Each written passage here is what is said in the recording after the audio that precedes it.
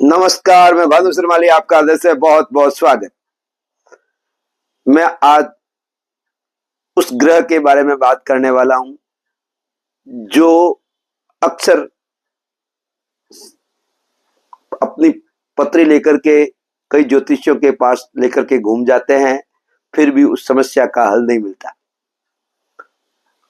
कई बार कहते हैं कि लग्नेश की दशा चल रही है, महादशा, और अंतदशा भाग्येश की चल रही है, फिर भी कार्यों में रुकावट, बाधा क्यों आ रही है, यह अक्सर पूछने में आता है।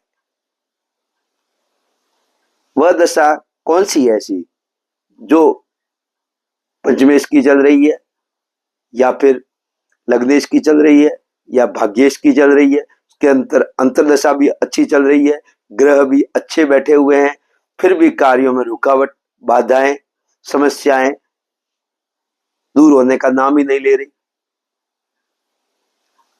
10 ज्योतिषियों के पास गए, सबने यही कहा कि दशाएं तो अच्छी है, कुंडली टकाटक है, लेकिन ये कार्य क्यों रुक रहा है, ये समझ नहीं आ रहा। तो वह ग्रह है बाधक ग्रह। बाधक ग्रह कौन सा होता है, इसको समझाने का प्रयास करूंगा।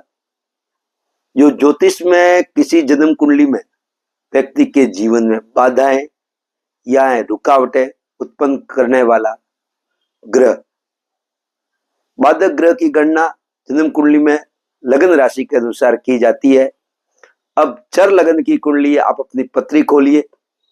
चर लगन फर्स्ट में 1 लिखा है, या 4 लिखा है, या 7 लिखा है, या 10 लिखा है। मेष, करक, तुला और मकर, इनका स्वामी एकादश भाव में बाधक हो जाता है। मेष, करक, तुला, मकर के लिए एकादश भाव बाधक हो जाता है। अब स्त्री लगन की कुंडली है आप लोगों की, अगर वृषभ लगन की है, सिंह लगन की है, वृश्चिक लगन की है, या कुंभ लगन की है, 2 लिखा है, 5 लिखा है, या 8 लिखा है, या फिर 11 लिखा है, तो उनके लिए बाधक हो जाता है भाग्येश। 9 भाव का स्वामी बाधक होता है।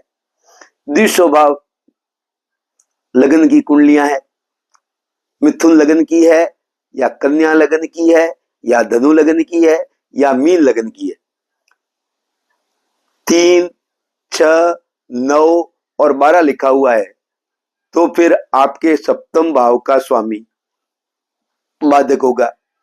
अगर उनकी दशा आ गई है, देख लो पत्री में खोल करके, तो फिर आपके कार्यों में रुकावट अवश्य आएगी। टकाटक चल रहा कार्य भी बाधाओं में आ जाएगा। बाधक ग्रह अपने दशा अंतर्दशा के दौरान जीवन में बाधाएं, रुकावटें, समस्याएं पैदा कर सकते हैं। यह स्वास्थ्य, धन, करियर, रिश्तेदार सहित जीवन के विभिन्न क्षेत्रों को प्रभावित कर सकता है। बाधक ग्रह की स्थिति यदि खराब है तो व्यक्ति को बीमारियां, धन हानि, अन्य समस्याओं का सामना करना पड़ सकता है। इस बात को आप चेक करिए अपनी पत्री में कि मेरे कार्य में रुकावट आ रही है, तो कहीं बाधक ग्रह की दशा तो नहीं है। मेरा यह कार्यक्रम अच्छा लगा है तो शेयर अवश्य करिए। किसी का कार्य रुकावट आई हुई है तो वह दूर हो जाए। और बाधक ग्रह का सबसे अच्छा उपाय यही है, सबसे अच्छा उपाय यही है जो हमारे ऋषि मुनियों ने बताया है। उस ग्रह का जप करना चाहिए बीज मंत्र के द्वारा। आप स्वयं करें, ब्राह्मण द्वारा करवाएं, जो अच्छा लगे वैसा करें, लेकिन जप अवश्य करें। बाधकताएं दूर होगी और आपके कार्य फलीभूत होंगे। इसी आशा के साथ अब मैं आपसे इजाजत लेना चाहूंगा। स्वस्थ रहें, मस्त रहें, प्रसन्न रहें।